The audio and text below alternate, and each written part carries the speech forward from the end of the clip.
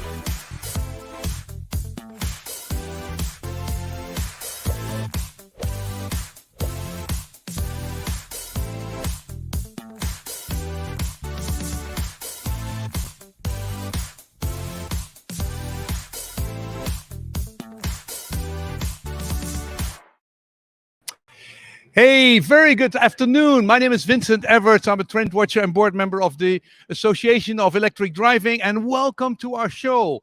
Every day from 2 o'clock to 3 o'clock, we have the highlights, what happens in Oslo at the EVS35, the biggest exhibition on EV, maritime and flights. And we have a great program. Every day we show you what happens at the conference, the most important speakers. Also, we have a show what happens on the exhibition floor, the latest EV models, the latest on huge chargers, anything with trucks, we're going to basically cover it here. And we have very interesting speakers who basically will give a context to what's happening. And we have fantastic guests coming. We have the president of Avera, the director of mobility from the Ministry of Transportation. And let's start what happened at the conference. It just opened, and we had the Minister of Transportation from Norway, people from Mercedes. We had a 15-year-old girl. Let's take a look at what they said at the conference this morning, and then I'll be back. Sjoerd Hegenaar, you're an operator in the Netherlands. What did you see in the conference? Well, I was especially amazed by the presentation by the Norwegian Minister of Transport. Gave a very good speech about how they use subsidies and the opposite of subsidies against ICE vehicles to promote sustainable transportation. Yeah, he said subsidies are really only limited. Make it expensive. Make it expensive for the most polluting vehicles, so that people are actually disencouraged to buy those rather than encourage them to buy EVs. So impressive vision and execution. Second one. The CEO of Freyr had a very good vision on how we are supposed to develop battery technologies in Europe. And who's Freyr? Freyr is a company that develops batteries here in Norway. And I think he had a very enthusiastic speech. He has a vision, and I think that we need more of that in terms of European battery production. Okay. Was it busy? Yeah, it was quite busy. There was a lot of noise as well. The jazz band that introduced, opened everything. So yeah, it was quite busy. Well visited. Good start. Good start, definitely. Thanks. Yeah, you're welcome. Joran Belen, what did you see at the conference? I saw a very inspiring girl, 15 years old, and started to enthusiast people at 11 years old to drive electric. And she reaches like a million people audience through social media. And impressive, yeah. What's next? And well, the guy from Mercedes was really talking about their strategy, and I think they were just waiting, and they're catching up like really soon now with Tesla and all the others. And they said we can do that too. We can do it too in 2022. Very impressive. Thank you.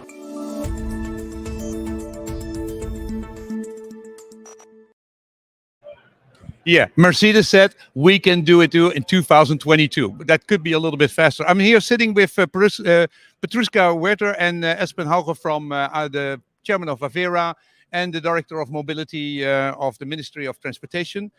If you hear Mercedes saying we can do it too, what do you think when they say something like that? Is that an inspiring vision?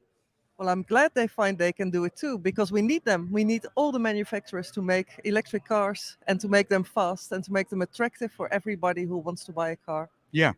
Okay. And if I ask you, Espen, the Norwegian transportation minister says, well, subsidizing is one thing, but make it expensive is a better strategy. Is that also your vision? Yes, it's about simplicity, I think. We make it expensive to pollute, and that is the key to success that we have here. Simplicity, you're not questioning whether I will get a refund or a rebate. You just have the price tag and it's lower for the electric alternative. Yeah. In this segment, we're going to talk about what are governments doing to promote or to hinder the different kinds of mobility. And let's first ask you, since you're the guest of in Norway, we are in your country.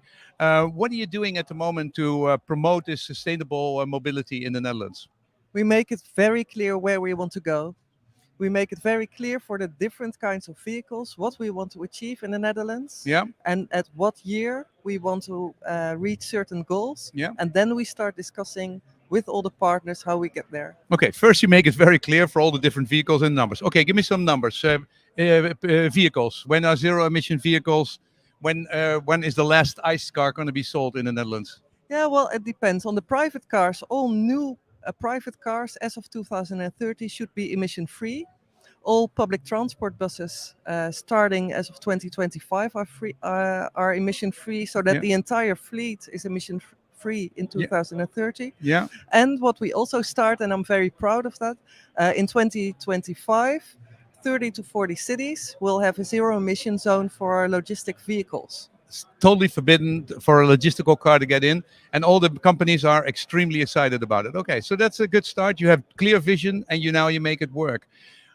With Avera, thank you very much for being our host, both ways, Avera and also the Norwegian country. You have a different strategy, not only being nice but also make it very expensive. What do you see for the future of mobility? How is it? How do you basically see the state of sustainable driving? For Norway, it's a goal that we made some years ago. Yes. 2025 is the year where we should be all electric in car sales. We are on track still. Yes. On the European level, 2035 was voted in the parliament recently. Very narrow, but very narrow. Yes. It will also be made into legislation. From Avera, we recommend even earlier date than 35. Mm-hmm. We think 30 would be feasible and better. But it's moving in the right direction. So we have the momentum. Yeah. And do you see a big difference? I had Sandy Monroe, which is the biggest expert on manufacturing of electric cars. He's the personal advisor of Elon Musk, and he's basically trained all the Chinese to make cars. And he says from 2028, it will be almost impossible to sell an ICE car because it will be so old-fashioned. The value will go down. All the kids and everybody won't accept it anymore. So this 2035 is more a sort of a background noise. Those are not the hard dates. It's in a way, it's raising the bar a little bit, and that makes people rethink delaying their change. Yeah. Yeah. So Norway, absolute champion, like 70-80% of EV. Where are we in the Netherlands? We are the best at infrastructure for the charging.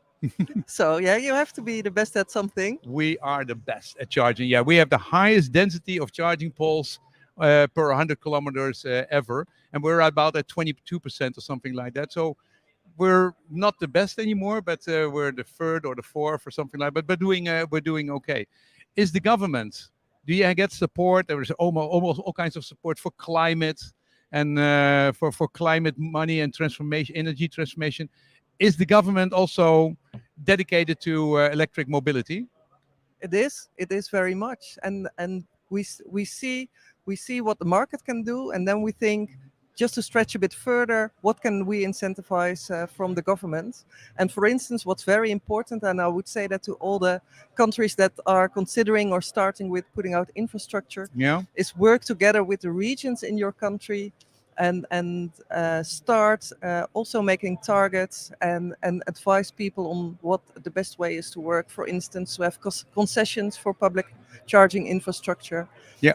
And that depends, of course. The Netherlands is very densely populated, so not everybody can charge the car at their own house. No, it's the other way around. Yeah. 70% of the Dutch people do not have their own way of charging. They have to be on the public road. Yeah. So that needs to be in order, because people cannot think, oh, I won't buy a car because I'm afraid that there will be nowhere to charge it. Mhm. So just make sure that that's all in order. Before we go to the European perspective, you're also from Norway. I mean, I see a lot of cars driving.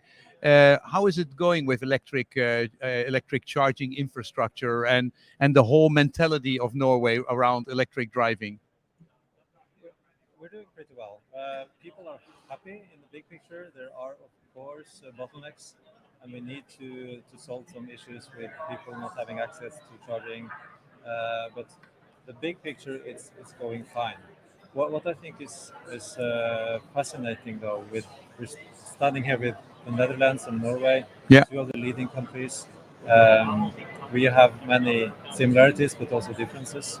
But what we maybe fail to see sometimes when we're ahead is that, yeah, this is also happening in all over the world. We see all over Europe, Yeah. also in Germany, the south France, and the east. England. Yeah, Yeah. yeah. So this is being copied, and that makes us stronger together.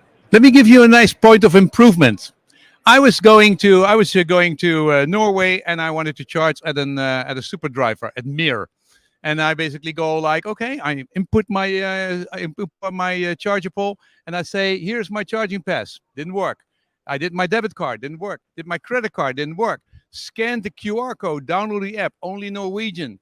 I had no idea how to go to English. I called up. I said, I'm a foreigner. How do I charge? Oh, you're a foreigner. I'm sorry. We cannot help you. You cannot charge. I say, Mir, are you a small provider that you only are here at the supermarket? Oh, no, we're the biggest. We have 50% of all the superchargers. And I go like, but how are you doing it with foreigners? Yeah, we haven't come around to do foreigners. I say, who owns you? The Norwegian government. So they have a little bit of inclusivity to do. I mean, I thought that was interesting. We'll let them know. Yeah. Yeah, we'll let them know.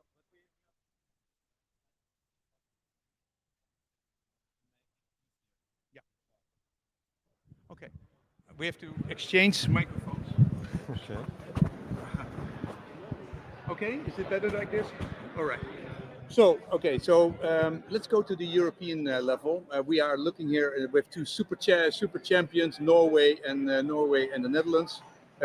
What lessons you already started, Petruska, can we share with the other nations so to improve the quality of the experience? What do you tell people around the world with the Norwegian experience? What we're good at in Norway, I think, is not overthinking it. Try it, test it, and learn fast. Hopefully fast. Yeah. So that's what we've seen has worked here in this case, and I think there are no standard that fits everyone. But what we can at least say is that it is possible. All of these obstacles that we think about, it's possible to overcome them. Okay, so that is a good start. What is your expression? You said work with the region, set clear goals, and then start working. One thing I wanted to know, what the Norwegians are jealous of the Netherlands. They have higher numbers and everything, but they are jealous about our industry. We've created a whole electric industry where champions in charging, which all over the world. Is that also a policy, or did you plan that? Yeah, that was actually a policy we did. I think about 10 years ago, we did an analysis of what you need for the transition for sustainable mobility, and then compared it to where the strength of the Netherlands industry is. And that was charging infrastructure, building buses, and also refineries for sustainable fuels. So those were the three strategies that we chose. Yeah, and now we have huge amount of companies which are here on the Dutch pavilion, and we had like 60, 70 people coming here. It's a big orange wave, so we made an impression on this thing. So this is really good. Let's talk a little bit to the future. One thing, the personal cars, it's over and done with, right? I mean, it's really, well, it will go. It's everything is up and coming. Everybody's convinced it will happen. Let's talk about a more difficult subject: trucks.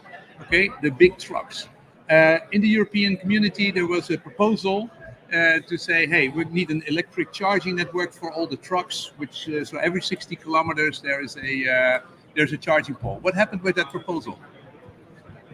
I'm not sure, but what we see is the envelope for battery drives is expanding all the time. Yeah. So a few years ago, we were thinking that, well, long haul, heavy trucks is not going to be battery electric. But now I don't see that they will have competition. It will be battery electric because it's efficient, because the prices are coming down, the quality and range is increasing. Yeah. So now the urgent thing is to build out this charging infrastructure, because a big truck will not be having enough room in the charging space made for private cars. No, we So we need to, and also they may need a higher charging capacity, charging That's right. rates. Yeah. So So there was a proposal, and the European Commission has said we want to make a network every 60 kilometers, and they accepted it. But the nation states said no. They are still very reluctant. What is your take on that? Will it be in Netherlands? What is the Netherlands' position in that subject?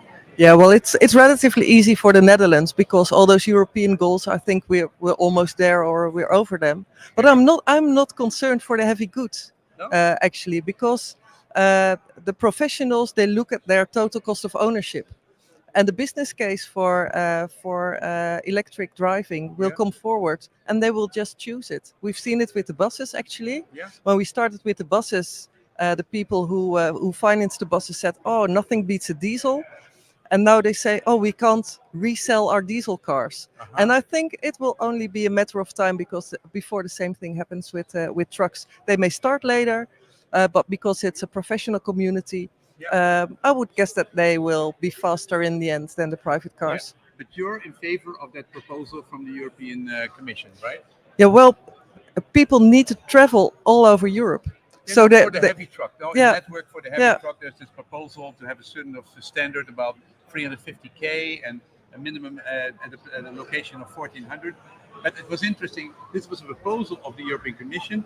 A lot of countries are going, well, do we need that? That's really not necessary. But on the other hand, the Association of Logistical Transporters, which are normally only braking, say don't go too fast, don't go too fast. They said this is really important. Europe, we need this. Please, all kinds of countries approve this. So it's coming now from the companies themselves. They say we want to accelerate. So that is really a change. Yeah, you need a basic network, but this is also a question of who's going to pay the bill. So I think that's also one of the reasons why the producers are And so. some countries are more yeah. advanced and some countries. Yeah. Okay, we will end up this conversation by asking you a question. What is important for the next 3 years? What is for you the most important points? What you think we need to make steps? okay, first about about the heavy transport, and we also have excavators and construction equipment coming on to be electric.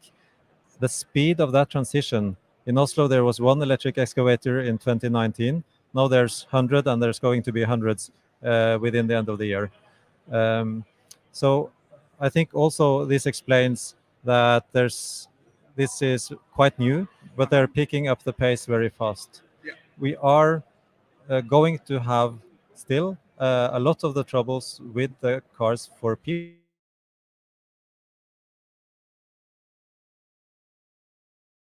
is about everyone. Yeah. Everyone is getting 100%, not just the early movers, not just the ones calculating the total cost of ownership, but everyone. Yeah. And we will have to work on that for many years to come as well.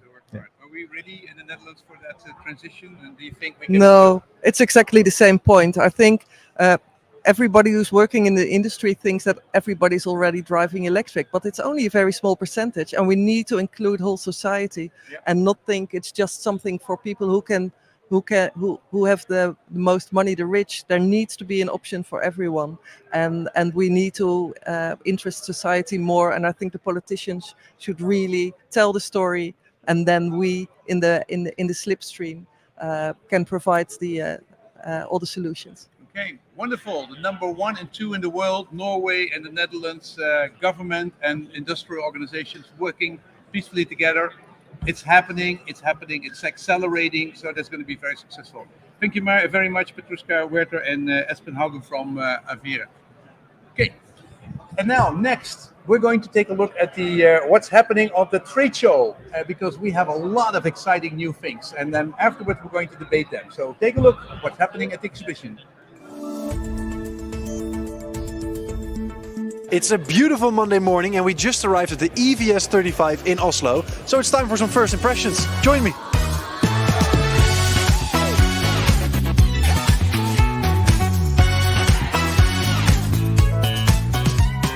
On the EVS35 there are a lot of car brands, but also a new one. FinFest is from Vietnam, they are the number 1 there and they're launching in Europe today. And the Dutch pavilion officially opened this morning. People are already networking with each other, talking about their roles in the world of EV, and all of that, of course, while enjoying a good cup of coffee. So it's not just the Dutch pavilion, but countries from all over the world are here to share their experiences, like Germany or France, so we can really accelerate zero-emission mobility together.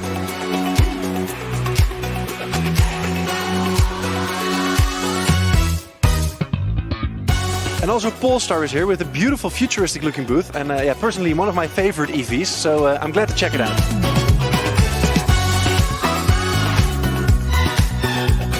There's also a bit of a mystery at the EVS35 this year, because if you look behind me, I think it means there's not only cars this year. Guess I was right, there are buses, trucks and even construction sites are going electric. But it's not only about the big boys, there's also a lot of low-speed electric vehicles, LSEVs, a great way to prevent congestion in cities. There's even human-sized drones right now. I don't even want to know what range anxiety feels like in this thing. There's also a Dutch room where a lot of presentations are given and countries can come together to talk about the future of EV. When talking about EV, you also have to talk about charging. There's a lot of innovation here at the EVS35, operability, design, charging speed and whatnot, so there's a lot to find out. And that's why tomorrow at the EV Studio Oslo we'll be talking about charging infrastructure. There's also a lot of innovation happening on the hardware side of things. This is a modem from Korea, and well, I do like the color, but I'm gonna have to ask Vincent what it's for.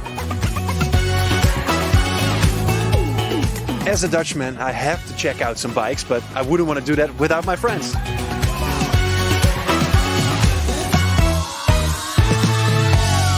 Back to you, Vincent.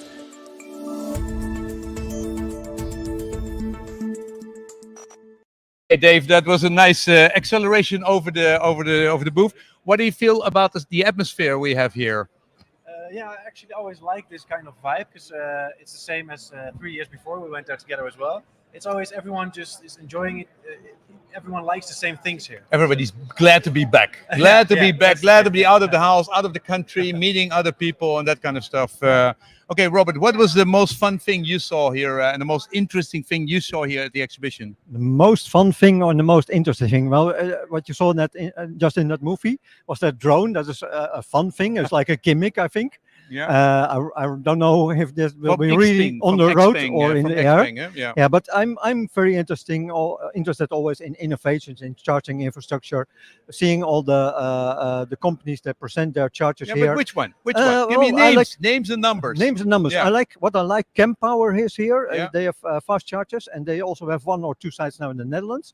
And they have this satellite system, so you don't have this big bulky charger on next to your charging spot, but Yeah. they have a satellite only with a very sleek charging pole with 1 or 2 cables, Yeah. so that you don't bump your door against this big So charger or same whatever. like Tesla. Tesla Yeah, has the same exactly. thing. There's Yeah. also a So, satellite yeah. system. And the other interesting thing is we also saw that mystery in the movie.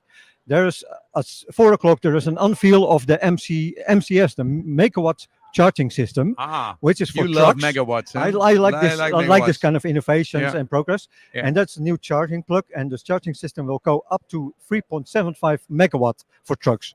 So compare that to maximum of 350 kilowatt So for 10 our times cars. faster. 10 Exactly, times yeah. faster, and then you can Yeah. get it. Okay, the most interesting thing I want to share is Aura. And Aura is a car which looks like the Beatles. We're going to share all kinds of videos in this link in the chat. And so if you can, or you can go to evrijders.nl. But you see a lot of videos, and one of them was Aura. And Aura was a company from the Great Wall of China manufacturing. And they have it looks like a combination of a Beetle and a Mini. It looks extremely cute. And so it's a really female car, about a 450 kilometer range, fantastic quality autopilot, really good quality car for $30,000. $30,000. You know, we don't need more cars of 100,000 or 60,000, but we need car from 30, 20, and 10 to basically reach a lot more people. So I think Aura from great Chinese wall manufacturing. So that was a good one. And another one on the EV charge, you have MG. MG is already driving around in Netherlands, and they have what's the name of it? They have a car, a luxurious vehicle with 450 an SUV of 450 kilometer range, and it's for 38,000. And they have a 34,000. How do you call it? A station car. They have a station car, and I thought that was really also interesting for €33,000. But those are the nice models of the Beatles and MG we already know, of course. Yeah. But we also have FinFast here, Oh, a FinFast. What is company FinFast? from Vietnam. Yeah, Vietnam. so that's something completely new. I never would It have looks thought like a about tank. It looks like buying a German- car German from tank. Vietnam. But now, Yeah. certainly in the electric vehicles, Yeah. there are all sorts of new companies being created and coming out with car You know one models. little fact about that company? Tell It's us. a female CEO. It's a female Perfect. CEO next to General Motors, which is also Mary is a female CEO. They told us they had our European launch like today. Like they do But it we at a- already had it in Amsterdam fully charged. Oh, all The right. car was already there. We saw it there running around. So that's really interesting. Okay, who else did you meet on the trip? So what is interesting is also you see here all the people that are important in this business. And this morning we saw on the main stage we saw Charlotte Smith from EV Thank You, and she started as a 10-year-old girl handing out thank you cards to EV drivers, and it's so stimulating to see all the younger people also liking this EV adoption and do that. Yes, And was then- the girl they mentioned. yeah. She has now a million followers of millions of people, Yeah. and she basically gives you compliments to everybody who drives Exactly. EV. Yeah. And the other one, we came here by car from Amsterdam. We drove 2 days with a stopover in Copenhagen. And then I parked my car somewhere in Sweden at a tritium charger. I plugged it in and I stepped out. And guess who I bumped into? Sandy Munro. Yeah. Sandy Munro of Munro You guys Associates. don't know Sandy Munro. Well, but everybody should know that. Yeah, but Sandy Munro, he's an ex-Ford guy. He's a personal advisor to Elon Musk. He helps him to basically increase the quality of production. He's an advisor of all the Chinese companies, and he's basically learning how all these companies can manufacture. He's a great manufacturing guru, and we have about 5 different interviews for him lined up for you. So make sure you follow the YouTube channel of EV Drivers and of Vincent Everts, and you can find that guy. So you met him first, you Yeah. got his number, Yeah. and we interviewed him. And I took him to a bunch of companies, to MG and to this NIO, and he said, those cars are of such a high quality. much better than the Americans, much cheaper, much more features, and also they did it in a couple of years. Yeah, and But he trained them in 2015. So Yeah, that and- all the people who are important in this business Yeah. are walking around. And these cars will sell like cake, he said in the US. So Yes, that's even the interesting. extremely ugly big SUVs, which are obnoxious. He says that's a perfect car for America. Come to the market immediately. Yeah. Okay. One other thing I found very interesting is here, we saw that already in November, is the wireless charging pilots that are set up here by Momentum Dynamics. They have a taxi stand here Yeah. where they have 2 chargers and they charge the taxis with 50 kilowatt. No, So 150. Yeah, but that's the maximum for buses. But the maximum iPace for that do buses is for 300. 50, and it's basically just driving your car over the spot on the road, and it starts charging within It's a 3 fast seconds. charger. It's a fast charger on the bottom. 300 kilowatt hours for the buses, 75 kilowatt for the Exactly, taxis. And now it's still expensive, but it really works, and it's about the same efficiency as a normal driver. Okay. Then one other thing, if you talk about meeting people, I basically interviewed somebody in Sweden, and I said, how much do you pay for charging? He says, it depends. I said, what do you mean?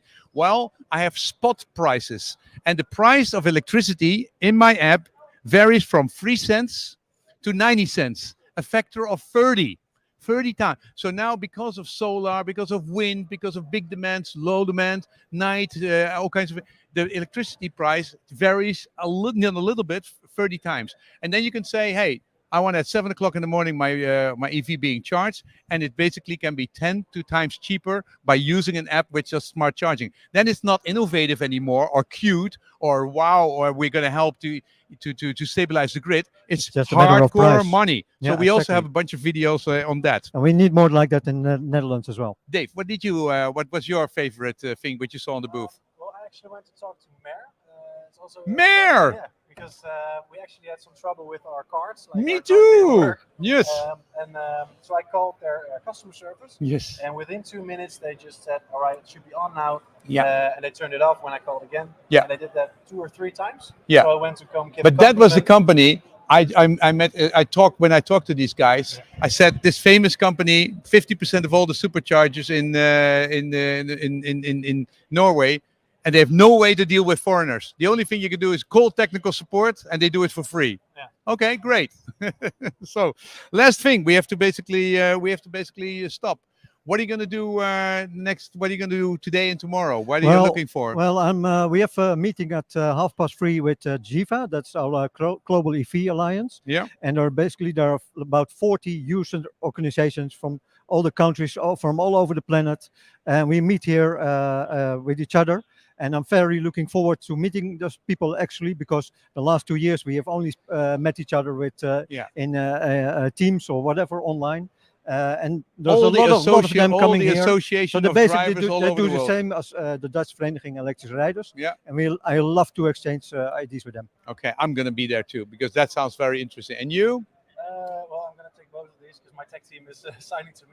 Yeah. Well, we're going to still be live streaming for 2 days, of course. Yeah. And we're going to talk to a lot of people, and I've talked to some people who wanted to Get send their more CEO gadgets. over. So Yeah. we're just going to interview a lot of people. Okay, so this was for day one. Tomorrow we'll be there again at 2 o'clock with all kinds of new news from the exhibition. Thank you very much, gentlemen. Let's talk to the next speaker, and that is Jeroen Smit, and he's from the Dutch embassies. We have Dutch embassies everywhere, and they know exactly what's happening in every country. And he's going to go into Norway and tell you something which you don't know about all the ferries in Norway, because they have a lot of them. And what's special about them? You guessed it. Let's take a look.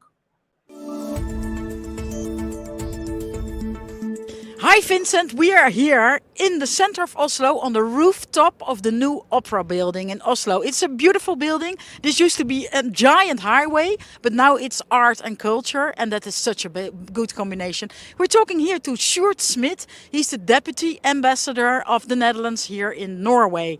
Sjoerd, if you talk about Norway, what is so genius about the secret of EV in Norway?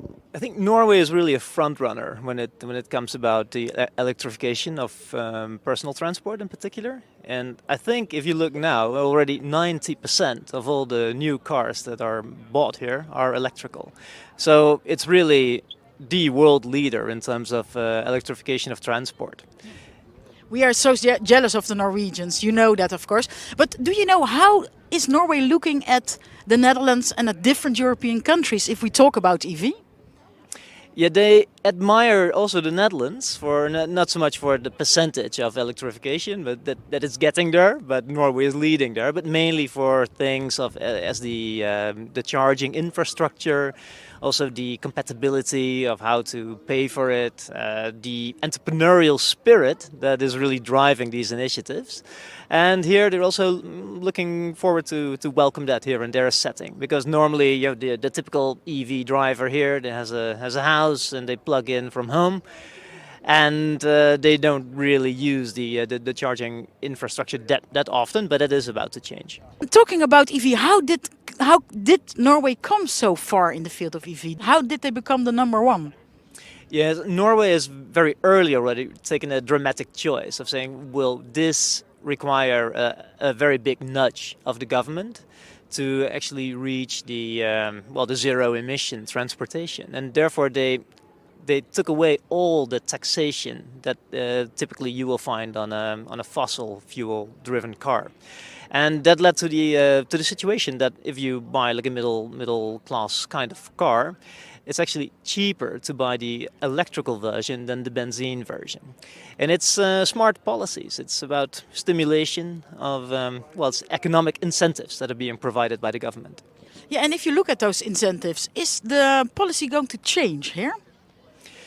Well, yes, it will change at some point. They have already, the new government, they have announced that they are going to change it a little bit, because they're thinking that already with this high percentage, it has already a lot of success, this kind of stimulation, and they would like to take it away now for the top segment of cars. And honestly, you do see a lot of top segment cars here, electrical Porsche, the very nice Tesla, and this government does not really want to be perceived as stimulating or giving financial incentives to people that can afford those kind of cars. It is so interesting. You take the ferry, the electric ferry, every day. Can you tell something about how Norway is doing in the maritime sector and maybe even in the aviation sector? Can you tell something about it? Yeah, for sure. You know, Norway is the country of fjords, and water has always been like the natural highway of transport here in Norway.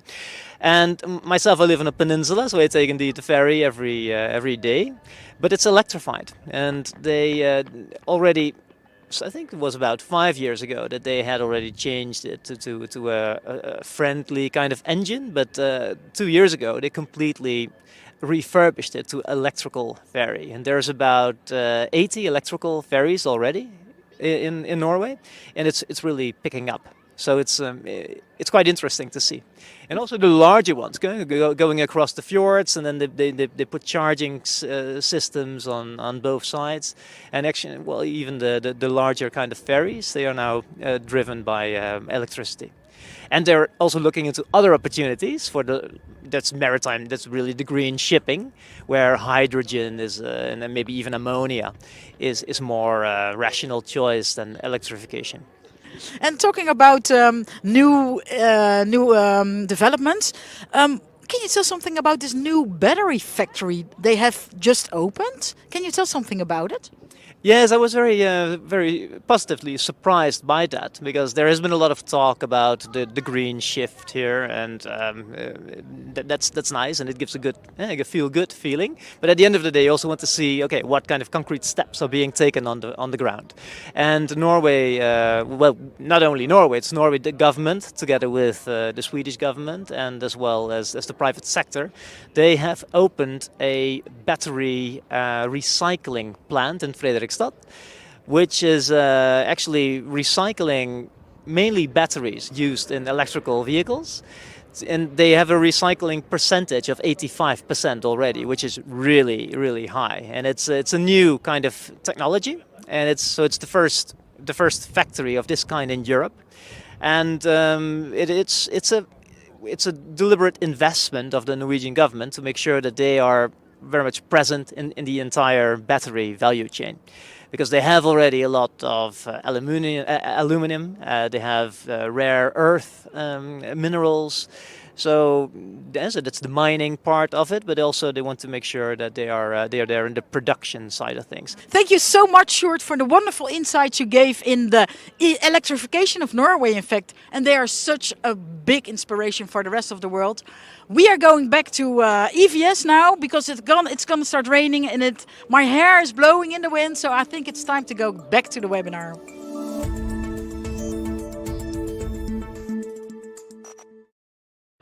Thank you very much, Ellen. That was really interesting. A ferry basically driven by electricity, and they haven't even started yet because the Norwegians are taking every aspect. Let's talk about another aspect, EV. EV started for rich people, you know, 100,000 euro cars, 80,000 euro cars, 60,000 euro cars, 40. We're now starting at 30. Let's talk about who has access to electric cars. It's only for the rich, who now have a big advantage because it's much cheaper to drive an electric car in terms of electricity price than gasoline price. And is it also available for other people? So I have 3 guests here who basically have analyzed part of the business. So let them introduce themselves. Ashley, can you start? Take the microphone. Hello, Ashley Duplanty. I'm the Senior Manager of Strategic Partnerships and Events at Forth, and we are a nonprofit organization headquartered in Portland, Oregon in the USA, and our mission is to advance transportation electrification by bringing people together to create solutions to reduce pollution and barriers to access. Yeah, so you're doing exactly what we asked. Okay, so we'll come back to that. So Roland, we know you as Mr. Charging from the Netherlands. NKL, but you also are involved in this subject.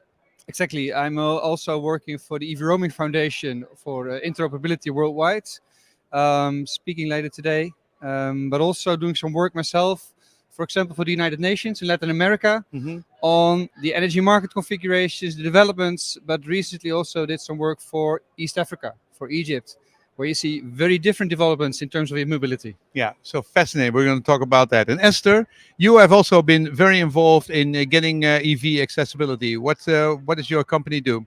We're with Senex Nederland, and we're a not-for-profit organization with providing independent expertise. We participate in both research and development projects, where we kind of generate the new knowledge as well on where you can apply this innovative stuff.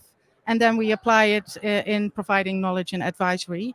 But it's all with the purpose of stimulating the adoption and make it not just for the rich, but have it accessible to everyone eventually and share that knowledge.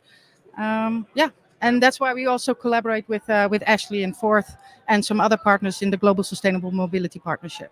Okay. So let's go into depth about that. Ashley, why don't you have been tell us a little bit about what are the problems of having EV used for all different parts of society? Because I can just imagine the cost, the charging, etc. What kind of issues and how have you tried to make them important and make it discussable? Sure, great question. Well, one of the big problems is barriers to access. So at least in the US, a lot of times, most of your charging stations are going to be in communities that have a lot of EVs. So these tend to be communities with higher income levels, right? Yeah. So most EV purchasers in the US tend to be folks, higher income levels. Yeah. And then, a lot of times our public transportation systems are more developed closer into cities, right? And most often communities of lower income or communities of color are outside the city. So one, their public transportation isn't nearly as robust.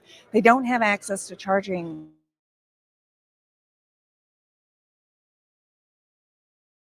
Even if they do own cars. Yeah. And some of the work we're doing, folks get access to cars through EV rebates with the state of Oregon, through community car share, and supporting transit as we can to develop. Because certainly these communities with the highest amount of air pollution most benefit from electric buses.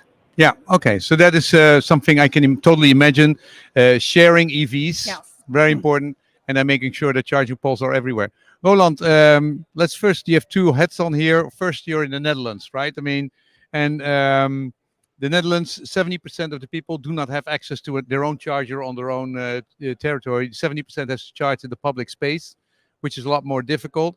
But the people who buy an electric car, I think 50% have access to their own charger, right? It's already already here. The rich people have much more electric cars than the people with middle income, right? Yeah, so partially there was a conscious policy decision that if you look at total cost of ownership, not only the purchase price, that is better to do. You can buy easy if you have a lease car, for example. Yeah.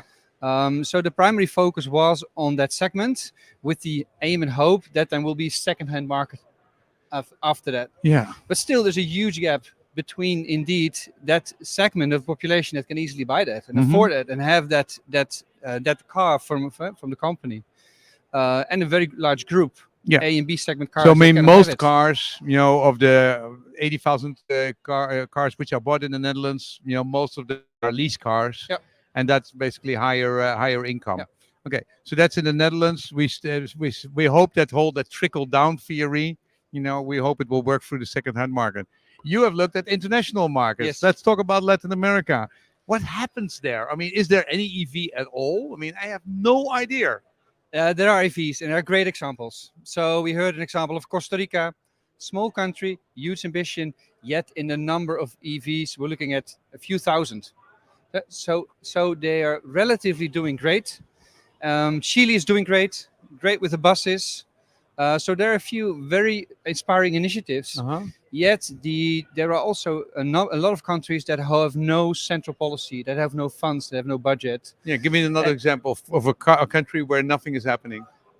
So Mexico, you would expect to be a very big, rich country, but there's no central policy. So they just spread these charges. The car companies do something. There's no interoperability, no any guarantee that you can charge anywhere. So governments are actually useful to make a policy to work in the whole country. They are, and that's what we've done with them. Even across governments, you can agree on charging standards, on some kind of contractual standards. You can agree on a number of things, but for the even poorer countries, I think Kampala, Uganda, yeah, very, very foul air, one of the worst air pollutions. They don't have cars. I mean, the huge issue are buses, with sulfur exhausts. It's the few 100,000 motors and scooters. Which are it's awful. So there's a lot to be gained there. Yet, where do we get the funds? Where do we get some kind of public-private collaboration?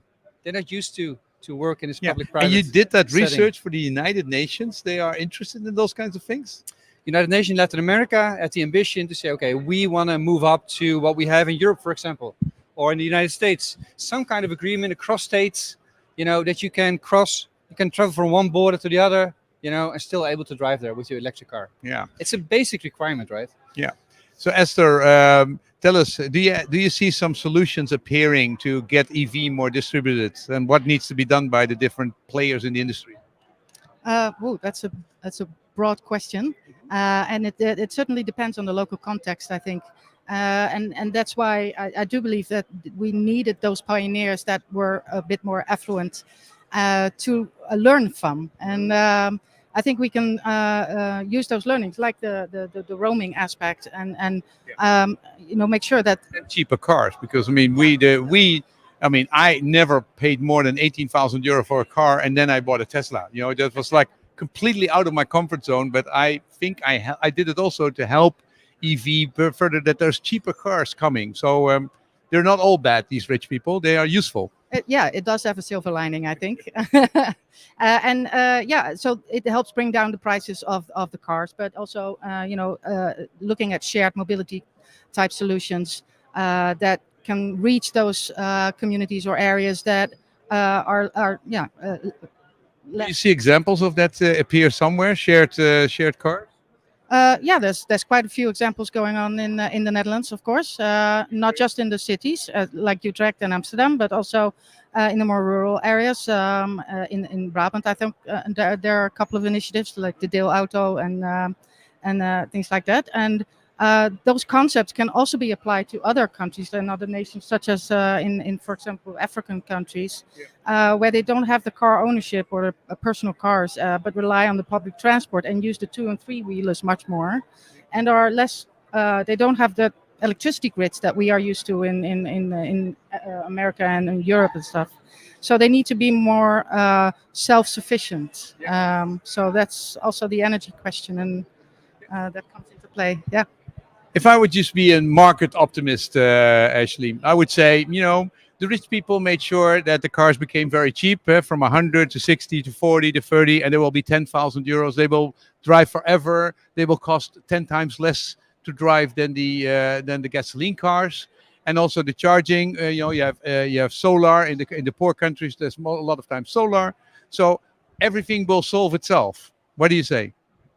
We hope with a lot of effort, certainly, one area that needs more exploration and more support is the used EV car market, right? Certainly more affordable. Yeah. In the state of Oregon, Forth has done a lot of effort in getting a rebate for folks of a certain income level so that they can buy a used EV at a reasonable price or an affordable price. Yeah, and that's worked. I mean, how many you've been trying to get more subsidizing? How many cars have been distributed that way?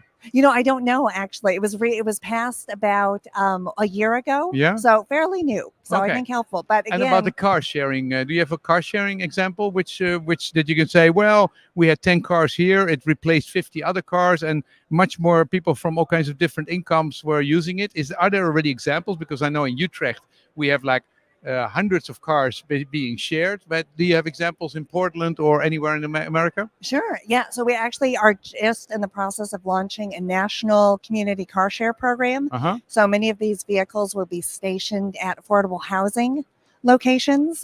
So certainly that's going to be a huge one. And even we have a smaller project in the state of Oregon where we have a car share program also at an affordable housing community at the city government office, as well as a hotspot for tourists. So all three groups. Okay, so those are great examples. We're in the pilot phase for this phase. Let's go to a country which is not in the pilot phase because they just went through a big crisis. They're going through a big crisis. And the country I talk about is Ukraine. And you'd be amazed to hear that since the war, electric vehicles have become much more popular. Why is that? Let's take a look. Dennis Radiok, you're the co-founder and the chairman of the Avera Ukraine organization. Describe that organization for us. What does it do? So we're scaling e-mobility in Ukraine. We are caring about the scale of the market, the number of users, the number of electric vehicles, and number of charging points. Also, we are caring about the legal framework for the development of the industry, as also about knowledge necessary to keep transition possible. Tell us about the Ukraine market. How many electric cars are driving around there? So we have over 40,000 of cars. So the last official data before the war in Ukraine was 37,000. We see that cars are coming to Ukraine. So they are coming to Ukraine, people buying electric cars, mainly due to disruptions of fuel supply. So there is no gasoline, but the electricity keeps on flowing. Yeah, electricity keep on flowing, keeps to be available, and also so the regular fuel is being available by 10 or 20 liters per car in a fuel queues. Sometimes and sometimes not available. Now it's better, but we have also European prices for fuel. Also, the price of electricity for consumers, how much is it in euro cents? So in euro cents, it's like 4.5 for private consumers and more than 10 euro cents per commercial. So it's unbelievable cheap. So there's plenty of energy, it's very cheap. And so lots of people are buying electric cars because it keeps on, you can drive them during the war. Yeah, and also because they are just better in user experience. And definitely I see that people who was very concentrated on economy for the trip, so they were not the main customers of electric cars.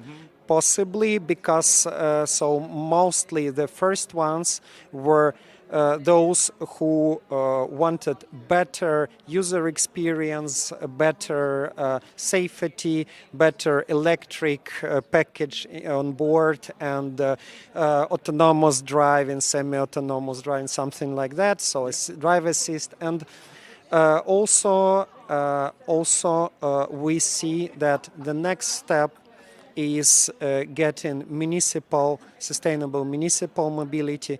So Ukrainian market now is very warmed up for replacement of buses with electric ones. How is the government of the Ukraine treating electric driving? How, are they promoting it? Are they supporting it?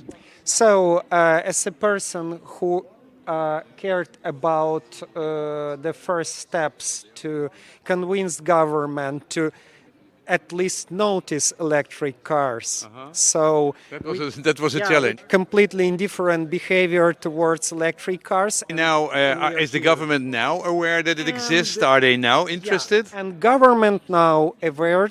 Definitely, we have several programs developing. So, Ministry of Infrastructure is coming to new legislations, is giving proposals, but definitely. If you talk about the war, you say it has been positive for electric cars, right? So definitely. So suddenly everybody goes, hey, these things keep on driving, no problem with...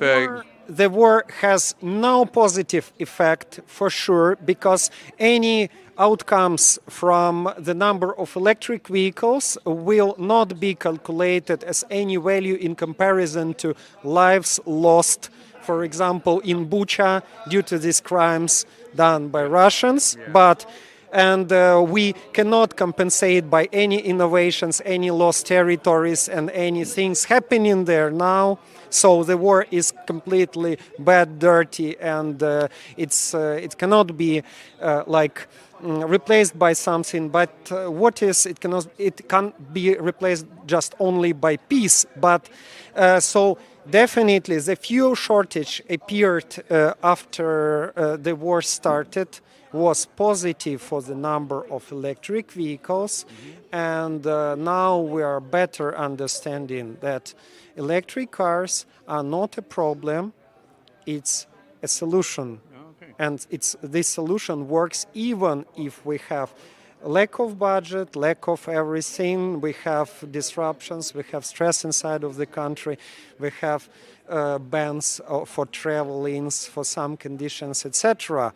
And we have air warnings and missiles falling on our cities still. So electric cars, but electric cars are used by volunteers to support functioning of medicine, to support functioning of local authorities, so of care for social services, etc. And for defense. So electric cars appeared as the most reliable. I wish you a lot of luck with the rebuilding, with the war. I hope it will be peaceful soon, and that you have a lot of success rebuilding. And thank you for coming to EVS. We'll join EU. Hope we'll join EU, and we'll have the next conference in Ukraine. Yeah. And hope Netherlands people will help us on this way.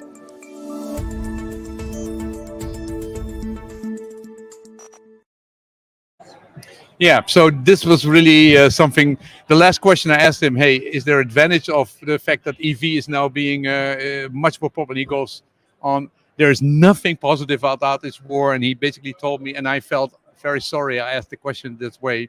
But it is interesting that EV is now very popular because electricity is cheap, gasoline is very expensive, and it's now basically going it's expanding quite a bit. So what did you think when you heard this interview about how EV is being promoted in a horrible situation? Certainly a dichotomy of a little uncomfortable. It's positive, and I appreciate, and it made me think of grid resilience as well. But certainly, yeah, our hearts are with the folks in the Ukraine. Yeah. Esther, what did you think when you heard the story? It's a heartbreaking situation, of course. And it's sad that something like this can be a driver behind something, that's what we all are looking to achieve. So yeah, it shows that when you have a common interest, then everything else can be pushed aside. But for me, it shows, hey, if you have a big crisis, something will happen. Okay, let's end with 3 big plans. What can we do to basically promote EV in all the different parts of society? First, Alfie. Certainly. Governments, be they federal, city, local, need to reach out to the communities and find out what the communities need. It cannot be top down. That has not worked in the past. How much money should they put into that project? Oh, my goodness. I can't give you an answer. It would depend on the region. Yeah. But they should be prepared to invest heavily, Okay. unlike they have. Esther. Basically tying in what I said just earlier is for government, market, industry, and involvement of the communities and representations of different types of communities. Yeah.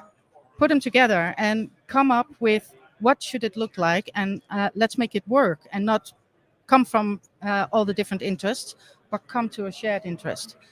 Yeah, so not come from top down or industry, but to basically get all this community united. Ronald? And that costs money, of course, but yeah. Yeah, but you have to have patience, and you have to accept that kind of decision making, and it doesn't cost much money. Roland, last one. Well, let me take an example from Africa. They skipped the lines, telecommunication lines, the cables. They went to wireless immediately. They leapfrogged our development process. I think we should do the same for electrification. Smart charging, vehicle to grid are kind of nice to haves here. There, it might be crucial, it might be essential. They are off grid. They have a lot of solar, smart grid, so charging. They maybe skip or leapfrog, development steps that we've made, and really make an effort to And get we away should, from as oil. the rich, should help those countries. Sorry? Should we, as the rich countries, should they help?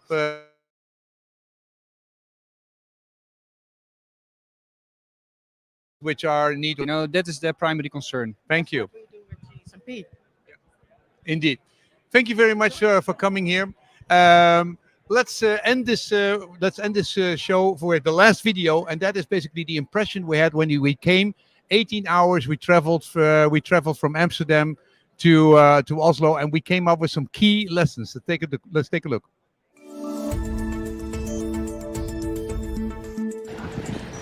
So I'm here in Raden in Germany, and so hey, there is something which is called electrified women. What is that? We are an association or club, just a community of women with electric cars, and we provide some service for other women to get into the electric cars, and this is just something you can plant in your garden. Oh, Some nice little flowers. Thank you very much. Okay, we're in Sweden, and we just passed the bridge, which we all loved, and now we are at the first supercharger. What happens now with all the electricity prices in Sweden? Now it happened that we have a spot price, and there's big difference between hour to hour. We used to use some smart apps, programs. And is that changed? Was it in the earlier days? Was it more stable? Like a few years ago, nobody have been interested about that, because we have low price for the electricity. When they start to sell electricity very expensive, that people looking for the options. And they found like a spot price every hour. They changed the price and depends on the weather and the water and the wind and all things like this. And what's the difference between the cheapest price and the most expensive price? For example, like on the night time, it's the cheapest hours, and we can pay like only 3 or 4 euro cents. And the daytime, we used to pay sometimes up to 80, 90 euro cents per 30 times difference per one kilowatt. Wow. It's Okay. really So then smart charging is not like, oh, it's a fancy, innovative feature. It's just it's just the only way to drive a car. The must-have. Smart charge, yeah, sure. Okay. Because I save like 70 or 80% of my cost. And August Hoekstra is very famous for debunking fake information in the Netherlands, and he's here with his Model 3. And I wonder where he's going to. I just wonder, where are you going, Auke? Maybe to the EVS35. Like everybody else. Okay. Hey, what are you going to do at EVS35? I'm going to tell people that electric trucks are going to be adopted. The heavy trucks, the big ones that we're looking at. 40 tons? The 40 tons are going to be electrified even faster than electric vehicles. So no. Yes. When are you going to say that? On Tuesday at 2 o'clock. Hey, Dave. How are you doing, man? Okay. Well, nice to see you. I'm always at different charges than you because, of course, we're the supercharger. How is it going so far with this iWays car? The car is working perfectly. It drives like we mostly try to do 250 kilometers a time or 200. but the card is not working, so it's a bit of a struggle. The card? No, so I brought a credit card and I brought a card I got from, we rented the car. Yeah.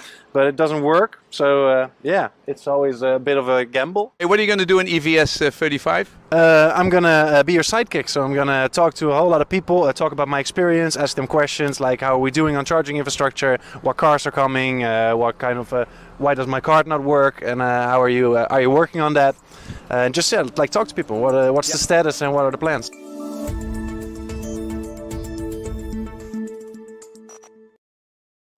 And so far, this was the first day of EVS 35.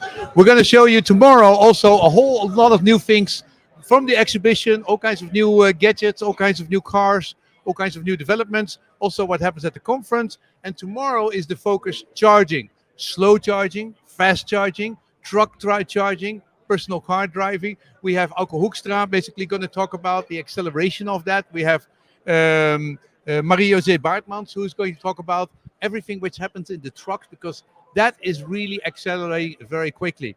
So we hope to see you there tomorrow at 2 o'clock from EVS 35. Thank you very much. This is Vincent Everts, Trend Watcher. We'll see you tomorrow.